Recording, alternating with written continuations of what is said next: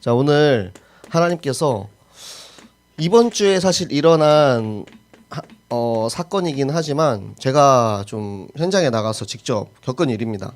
제가 이제 현장에 나가서 기업에서 예배를 드리고 있는데 그 이제 회사 대표이신 집사님께서 말씀을 하시는 거예요. 아, 목사님 요즘 물류비가 너무 비싸져가지고 큰일입니다. 물류가 원래 예를 들어서 이제 10km를 가는데 20만 원을 주고 이제 화물차를 고용을 해서 갔다면 이제는 20만 원에 화물차 기사가 안 온다는 거예요. 30만 원을 줘야 간다는 거예요. 그러면은 회사에서는 계속해서 돈을 더 줘야 되잖아요. 그게 그래서 왜 그러냐고 물어봤어요. 왜 그러냐 했더니만 요즘 요소수가 없어가지고 이것 때문에 너무 큰일이라는 거예요. 근데 여러분 요소수 뭔지 잘 모르죠? 이제 운전하는 사람들만 알 건데 요소수는 보통 이제 경유차, 디젤 차량에 첨가하는 물질인데 요소수를 넣음으로써 이제 질소를 분해해줘서 매연이 적게 나오게 해주는 그런 물체예요. 액체죠, 액체. 근데 요소수가 없어가지고 이제 화물차는 모두 요소수를 넣어야 되는데 사람들이 이제 물류를 안 하려고 한다는 거예요. 그러면은 요소수가 왜 없냐? 요소수가 왜 없냐 했더니만 중국에서 수출 규제를 하고 있대요. 중국에서 요소수 들어오는 게 물량이 거의 대부분이 중국을 통해서 수입이 되거든요, 우리나라로. 근데 중국에서 이제 수출을 규제하고 있어가지고 요소수가 안 들어오니까 지금 한국에 요소수가 점점 이제 동이 나기 시작하는 거예요. 품귀 현상이 일어나기 시작하는 거죠. 제품이 이제 귀해지는 거예요. 근데 제가 쿠팡에 한번 들어가 봤어요. 요소수를 검색해 보니까 지금 요소수를 사면 한 달 뒤에 도착해요. 그러니까 물건이 없다는 거죠. 그만큼 많은 사람들이 구매를 눌러 놓으니까 제품이 부족해서 계속해서 이제 뒤에 받을 수밖에 없도록. 그러니까 지금 중국은 그러면은 왜 요소수를 수출을 규제를 하고 있느냐 했더니만 이 요소수를 만드는 재료인 석탄을 호주에서 이제 수입을 해오는데 중국이랑 호주랑 지금 무역 관계가 별로 안 좋아요. 그러니까 호주에서 석탄을 구입해 오지 못하니까 중국에서는 요소수를 만들어내는 게 예전만큼 많이 나오질 않고 그러니까 수출을 규제하기 시작하고 우리나라에서 요소수가 부족하게 되니까 지금 물류값이 올라가게 되는 거예요. 어떤 사람들은 그렇게 얘기합니다. 나는 휘발유 차량 운전하니까 요소수랑 상관없어. 근데 그게 아니거든요. 경제가 힘들어지면 내가 휘발유 차량을 운전을 하더라도 이제는 국민들의 삶이 힘들어지는 거예요. 이 얘기를 왜 하냐면 여러분이 이 사실을 알아야 된다라는 그런 것보다는 제가 계속해서 왜를 타고 갔잖아요. 왜 해서 여기까지 왔잖아요. 왜를 여러분들이 습관했으면 좋겠어요. 문제를 알아야 우리가 답을 알 수가 있거든요. 학교에서 항상 선생님들이 하시는 말씀이 있죠. 문제 속에 답이 있다. 문제 속에 답이 다 있는데 우리는 문제를 못 찾는 게 문제예요. 저도 미션홈을 하다 보면 랩런트들한테 물어봐요. 질문 있냐? 뭐가 문제 있냐? 그러면 질문이 없어. 그러면 제가 물어봐요. 이거 무슨 뜻인지 아냐? 모르거든요. 문제가 뭔지 모르는 게 문제입니다, 여러분. 그래서 우리가 문제를 알기 위해서는 끊임없는 왜가 필요한 거예요. 그래서 이번 11월에 이제 말씀, 그러니까 10월 화요 집회 말씀을 들었을 때 류광수 목사님이 이런 단어를 사용을 하셨어요. 당위성. 자, 당위성이라는 말을 여러분이 잘 모를 수도 있는데 당위성이 뭐냐면 왜 예수가 그리스도인지를 아느냐. 우리가 예수가 그리스도라고 전도를 하잖아요. 예수가 그리스도라고 전도를 하는데 그러면 왜 예수가 그리스도여야 하는지, 왜 전도를 해야 하는지, 왜 이것을 믿어야 하는지에 대한 당위성, 그거를 왜 해야 되는지에 대한 이유를 사람들이 찾지 못하고 있다는 거예요. 근데 그 말씀을 들으면서 저 자신도 그렇고 많은 사람들이 지금 이렇게 신앙생활하고 있겠구나라는 생각이 들었어요.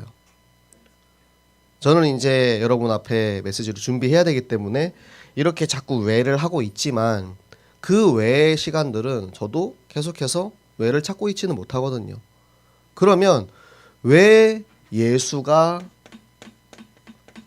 그리스도여야 하는지에 대해서 우리는 얼마나 생각하고 있냐 이거예요. 우리가 복음을 전해요. 복음을 전해야 한다라고 생각을 해요. 그런데 복음을 전하면서 그 사람한테 왜 예수가 그리스도인지 얼마나 얘기하고 있는가? 자, 그리스도가 무슨 뜻입니까? 그리스도의 뜻은 기름 부음을 받은 자라는 뜻입니다. 자, 구약 시대에 기름 부음을 받은 세 가지 직분이 있죠. 선지자, 제사장, 왕. 그럼 예수님께서 왜 선지자, 제사장, 왕이냐라고 우리가 이제 물어볼 수 있잖아요. 이 이유를 왜 찾아야 되냐?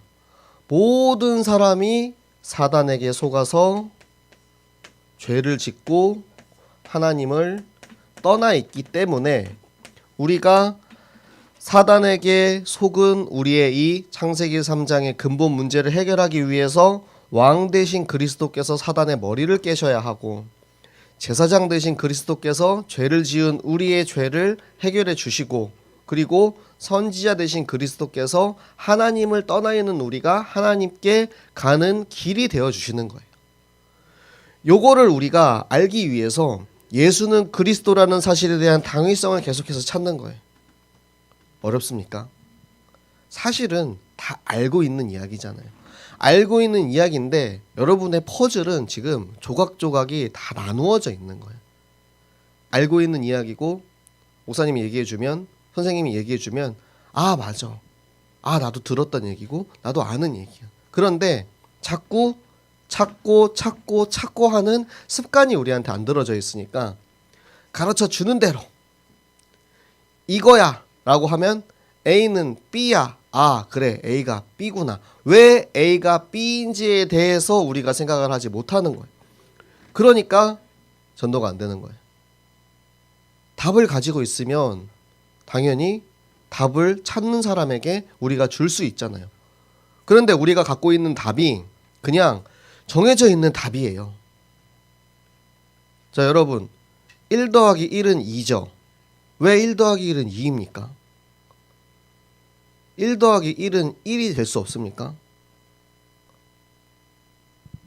자 여기 물 한 컵이 있어요. 여기도 물 한 컵이 있어요. 제가 큰 컵을 가지고 와서 두 컵을 한 군데다가 부었어요. 한 컵이잖아요. 1 더하기 1은 1이 아닙니까? 굉장히 철학적인 문제죠. 도대체 뭔 소리 하는가 하는 생각도 할 거예요. 여러분들이 사고가 깨어 있으면 좋겠어요. 여러분들 중학생, 고등학생, 청소년 시기에는 여러분이 자아가 이제 나의 자아가 성립되는 나이예요. 초등학교 때, 유치원 때는 엄마가 하라 그러면은 그냥 하면 됐어요. 선생님이 하라 그러면 그냥 하면 됐어. 그런데 이제는 내가 나의 자아를 가지고 나의 정체성을 가지고 신앙의 자아와 신앙의 정체성이 확립이 돼야 되는 거예요. 그러니까 예수가 그리스도라는 사실을 그냥 예수는 그리스도 모든 문제 해결자 이렇게 우리가 암송해서 배운 듯이 입력해서 그냥 수동적으로 알고 있는 게 아니고 진짜 이 이유를 찾아서 이거를 왜 전해야 하는지를 우리가 이제 찾아야 되는 시기가 된 거예요. 그냥 그런 거야가 아니고 여러분이 진짜 하나님의 말씀을 깊이 들어가시기 바랍니다. 우리 하나님 말씀 한번 보도록 하겠습니다. 사도행전 17장 3절의 말씀 함께 보시겠습니다.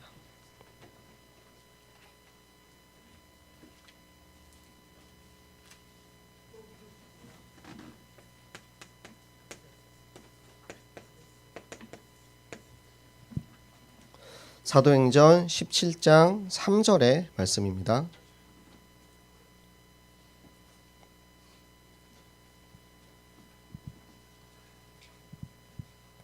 자, 우리 2절 3절 같이 보도록 하겠습니다. 2절부터 같이 읽겠습니다.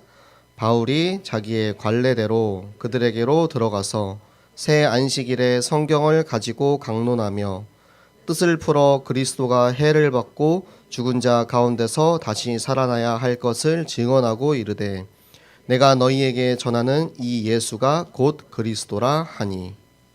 아멘. 여러분, 바울이 한 일이 이거예요. 바울이 선교지에 가서 전도하면서 한 일이 이거예요.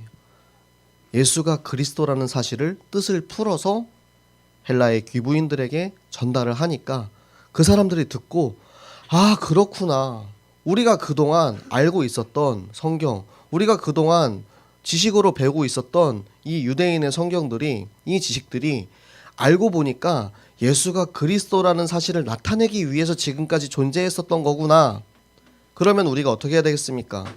이제는 그냥 가가지고 예수 믿으세요.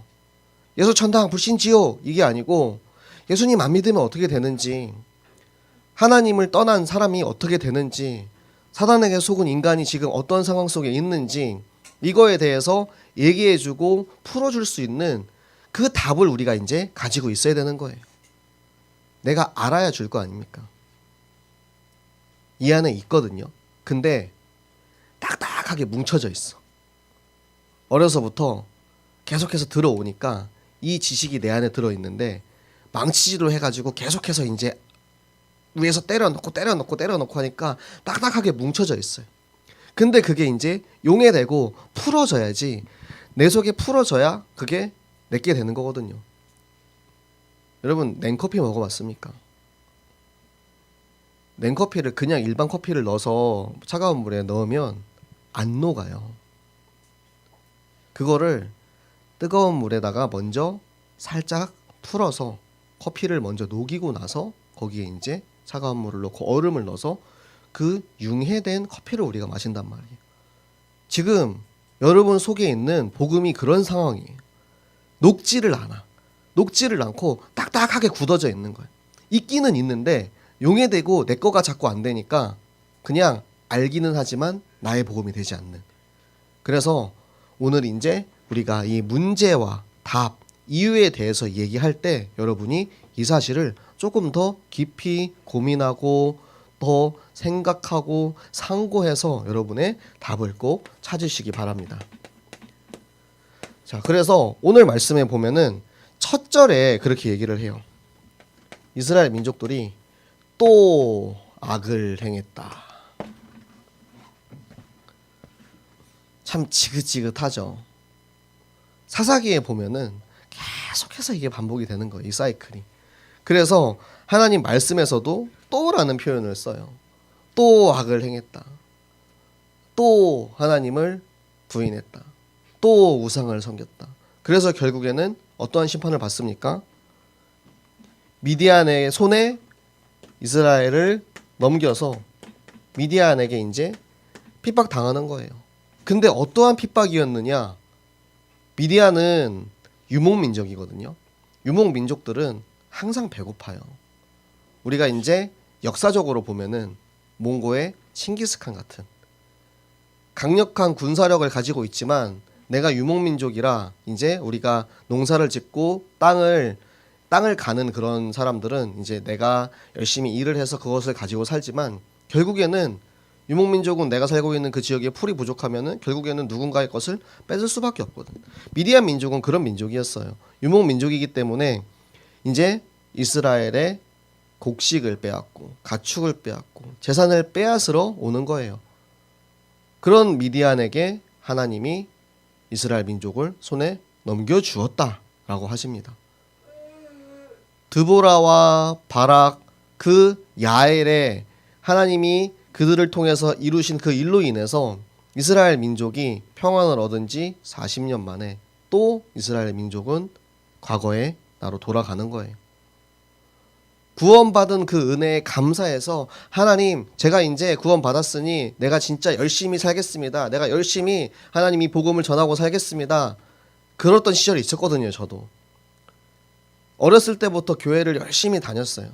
초등학교 때부터 열심히 교회를 다녔어.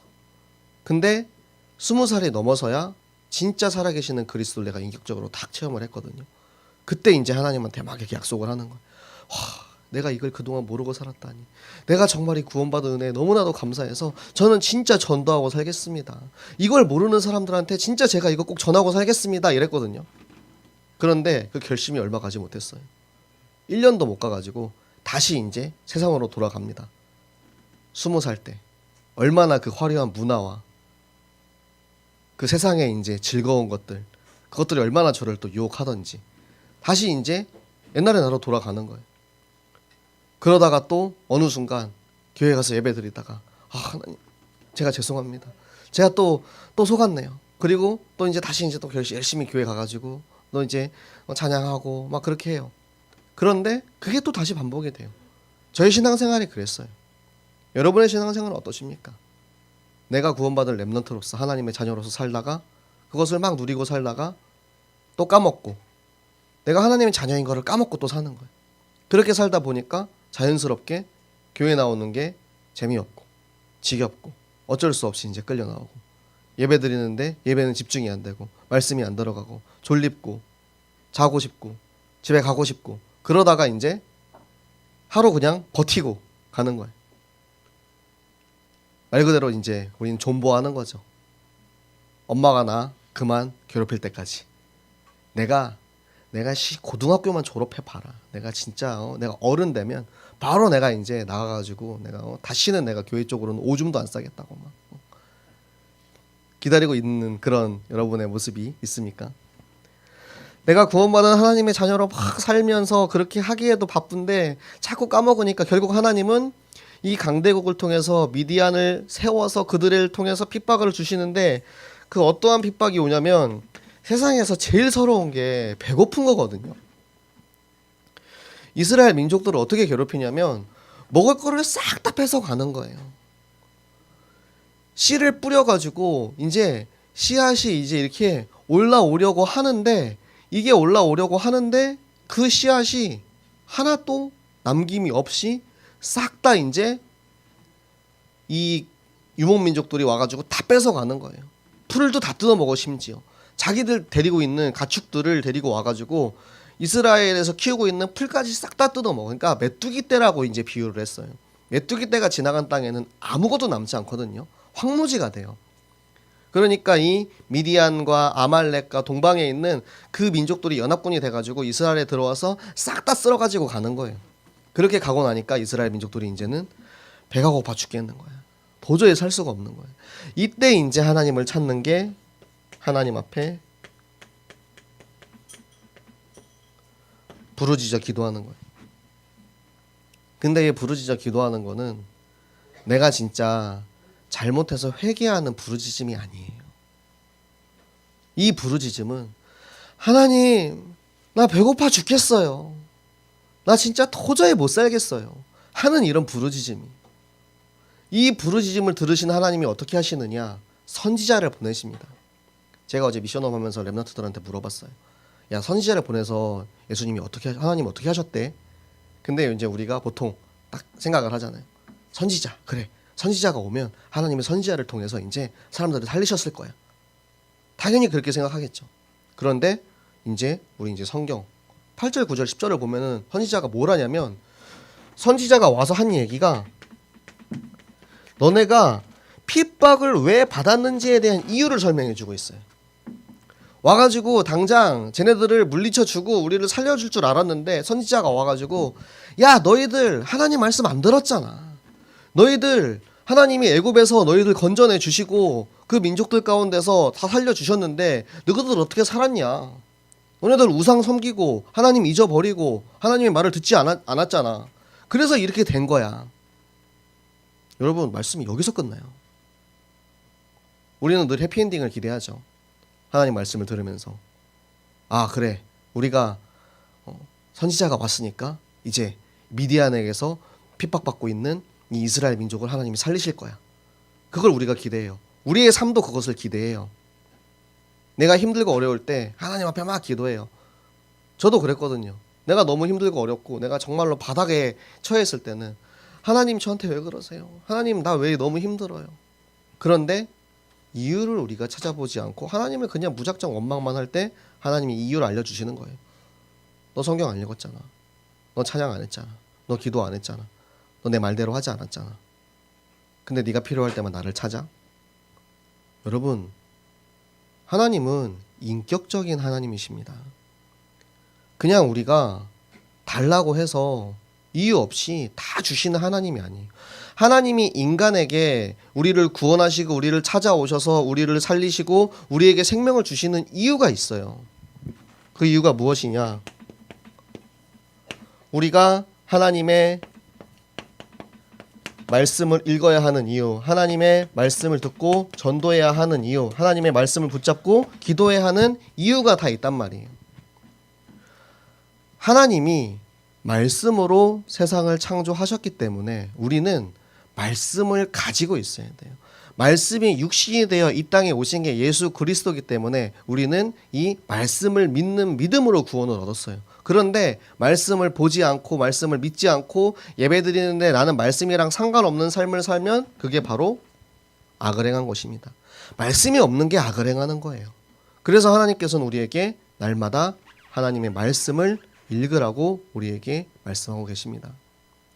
날마다 말씀을 상고할 때, 자 우리 사도행전 17장 11절, 사도행전 17장 11절, 날마다 말씀을 상고할 때 하나님께서 그 말씀 속에서 우리에게 당신의 뜻을, 당신의 계획을 우리에게 알려주시는 거예요. 그리고 그 말씀을 가진 우리들이 날마다 이 말씀을 가지고 예수가 그리스도라고 전파하라고 우리한테 말씀을 주시고 우리에게 생명을 주시고 우리를 구원하시고 우리를 통해서 세계복음화를 이루시고 생명운동을 이루시는 겁니다. 그런 우리는 하나님의 말씀 가진 하나님의 자녀 렘넌트로서 그 신분과 권세에 맞는 삶을 사는 거예요. 하나님이 물론 우리를 공짜로 구원하셨죠. 구원은 값없이 받았어요. 내가 대가를 지불해서 받은 게 아니에요. 나를 구원하셨으니까 내가 대가를 지불하기 위해서 500만 원의 헌금을 내겠습니다. 이게 아니에요. 값없이 하나님이 나를 구원해 주셨어요. 근데 그 은혜가 너무 감사해서 우리가 해야 되는 것이 바로 내게 주신 생명을 전하는 일이에요. 내게 주신 하나님의 말씀을 읽고 그 말씀을 붙잡고 전하는 일이 하나님이 우리에게 주신 하나님의 절대 사명인 것입니다. 이유를 계속 찾으세요. 이유. 왜? 그러면 자연스럽게 문제와 답이 열리게 되어 있습니다. 우리 렘넌트들에게 미션을 주도록 하겠습니다. 기도에 대한 말씀이 계속해서 나오고 있거든요. 지난주 우리 3부 예배, 우리 이제 11월에 말씀에서 나왔어요. 아침에 일어나서 하루를 준비하는 기도. 낮에는 무시로 기도하는 거예요. 계속해서 하루 종일 무시로. 그리고 밤에는 하루를 정리하는 깊은 기도. 그래서 아침, 점심, 저녁으로 기도하는 삶을 사는 거예요. 어제 청신에서 이제 목사님이 강의를 하실 때 그런 말씀하셨어요. 아침에 일어나서 1분만 기도해라. 근데 제가 그 얘기를 듣는데 내가 아침에 일어나서 뭐를 하지라고 생각을 했는데 우리 랩런트들한테도 물어봤거든요. 아침에 일어나면 제일 먼저 뭘 하냐? 뭐 세수한다, 뭐 한다. 저 아침에 일어나 제일 먼저 하는 게 핸드폰 딱 보는 거거든요. 여러분은 뭘 하십니까? 아침에 일어나면 제일 먼저 뭘 하십니까? 저 일어나면 핸드폰부터 봐요. 핸드폰을 열고 카톡이 뭐가 왔나 보고 뭐 알림이 뜬 게 있나. 이제 새벽녘에 내가 좋아하는 축구팀이 경기를 해서 이겼는지 졌는지 이제 알림이 뜨거든요. 그걸 이제 보는 거예요. 제일 먼저 일어나서 하는 게 그거예요. 내가 되게 부끄럽더라고. 아침에 일어나서 1분만 기도하면 되는데. 여러분, 이번 주 아침에 일어났을 때 1분간 기도 미션입니다. 자, 그리고 낮에는 생각날 때마다 기도하세요. 생각날 때마다 하나님, 내가 왜 예수가 그리스도인지를 알아야 하나요? 왜 우리가 이런 문제 가운데, 하나님을 떠난 문제 가운데 살아야 하나요? 왜 이스라엘 민족들은 또 악을 행하게 되고, 왜 나는 또 그 이스라엘 민족처럼 또 내가 하나님을 떠난 세상 사람처럼 우상을 섬기고 세상의 문화를 섬기고 살아야 되나요? 그러다 보면 자연스럽게 여러분이 말씀이 풍성해지게 돼 있어요. 그리고 자기 전에 깊은 기도, 하나님과 깊은 교제, 하나님이 사랑하는 이에게 주시는 꿀 같은 잠을 자는 그 꿀 같은 잠을 자기 전에 하나님과 교제를 하세요. 그러면은 하나님께서 나의 지친 육신과 나의 피곤한 정신, 그리고 그동안 메말라 있던 나의 영적인 생명에 하나님의 성령의 단비를 내리셔서 우리의 모든 문제를 치유하시고 해결하실 줄로 믿습니다. 우리가 기도하는 이유가 딱 하나예요. 예수님이 기도하셨기 때문에. 예수님이 아침에 일어나서 새벽에 하나님한테 기도했어요.